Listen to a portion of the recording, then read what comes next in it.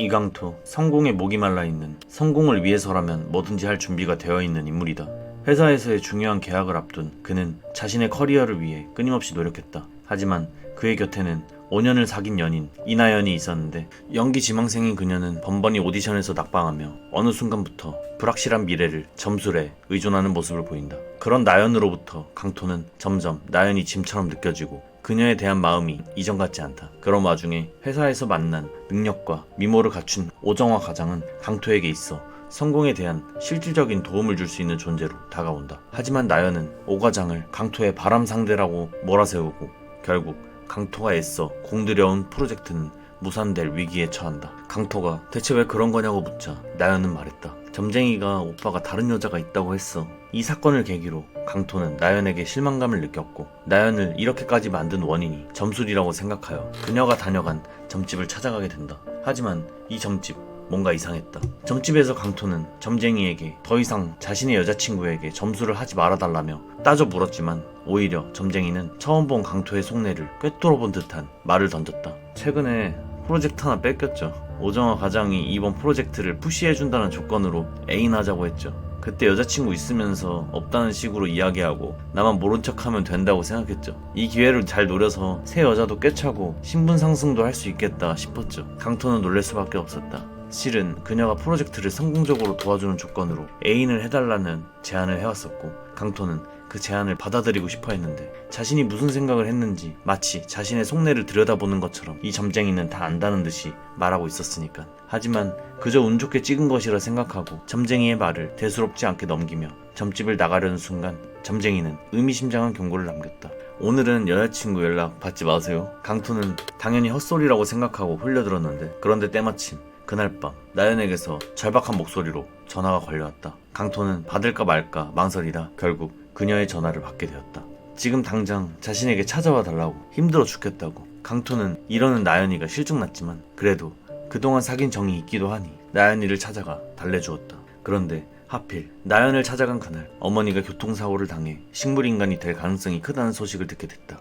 강토는 그동안 모아둔 돈은 물론이고 짜여진 각본처럼 그동안 넣어놓았던 주식마저 떡락하였고, 강토의 인생은 점점 나락으로 떨어지게 되었다. 어디서부터 잘못된 건지 고민을 하고 있을 그때 점집을 나갈 때 점쟁이가 말했던 그 말이 갑자기 떠올랐다. 오늘은 여자친구의 연락 절대 받지 마세요. 강토는 생각했다. 정말 그 점쟁이의 말이 맞았던 걸까? 지푸라기라도 잡고 싶은 심정으로 그는 다시 점집을 찾았다. 그리고 물었다. 나 좀 도와줘요.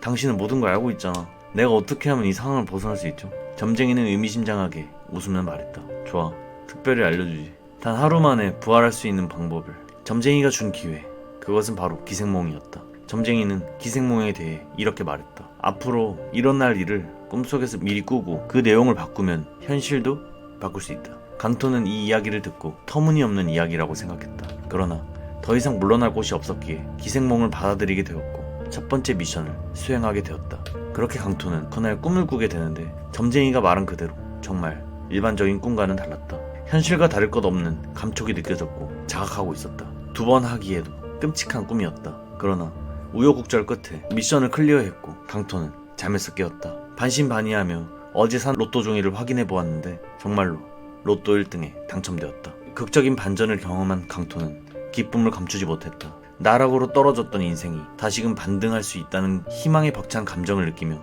곧장 점집을 찾아가 점쟁이에게 감사를 표하려 했다. 그러나 점쟁이는 비웃기라도 하듯 짧게 내뱉었다. 뭔 감사를 표해, 이제 시작인데. 앞으로 넌 기생몽을 계속 꾸고 반드시 이어나가야만 해. 한순간의 안도감은 곧 불안감으로 바뀌었다. 이 지옥같은 꿈을 계속 꿔야만 한다는 사실이 두렵기도 했다. 그러나 이내 생각을 바꿨다. 기생몽을 통해 원하는 미래를 만들 수 있다면 이것은 오히려 기회가 아닐까? 점집을 나와 가장 먼저 강토가 한 일은 나연과의 관계를 정리하는 것이었다. 그녀는 더 이상 강토의 성공에 도움이 되지 않는 존재였다. 비록 5년이라는 시간이 발목을 잡았지만 강토는 자신이 나쁜 사람이 되고 싶진 않았고 결국 서로 시간을 가지자라는 애매한 말을 남긴 채 조용히 등을 돌렸다. 다음 기생몽의 미션이 주어졌다. 이번 미션을 성공하게 되면 보상으로 이전에 강토가 놓쳤던 중요한 프로젝트를 다시 손에 넣을 수 있었다. 두 번째 미션도 성공적으로 마무리되었다. 그로 인해 강토는 다시 프로젝트를 맡게 되며 원래의 자리를 되찾았다. 그러나 문제는 따로 있었는데 바로 첫 번째 기생몽 때와는 달리 꿈에서 깨어난 후에도 묘한 여운이 남아있었다. 하지만 강토는 대수롭지 않게 넘겼다. 강토에게 있어 중요한 것은 결과였다. 이미 성공을 향한 길이 열렸고 그 외의 사소한 변화는 문제될 것이 없다고 생각했다. 그러던 어느 날 강토는 동네에서 한 여자를 우연히 마주치게 되는데 어떠한 계기로 인해 이 여자와 몇 마디 대화를 나누게 되었다. 그 순간 강토의 심장이 두근거렸다. 그녀의 이름은 신유경이다. 다음날 회사에서 새로운 신입사원이 들어왔다. 그런데 그 신입사원은 며칠 전 동네 거리에서 우연히 마주쳤던 바로 그 여자 신유경이었다. 길거리에서 스쳐간 인연이 직장 동료가 될 확률은 얼마나 될까? 강토는 쉽게 유경과 가까워질 수 있었고 동네도 가까웠기에 그날 바로 그녀를 바래다 주었다. 그리고 또다시 찾아온 기생몽의 시간. 이번 미션의 조건은 꿈속의 인물과 키스를 하는 것. 성공에 대한 보상은 이번 중요한 프로젝트의 계약 성사에 결정적인 영향을 미칠 것이라는 점쟁이의 설명이 이어졌다. 강토는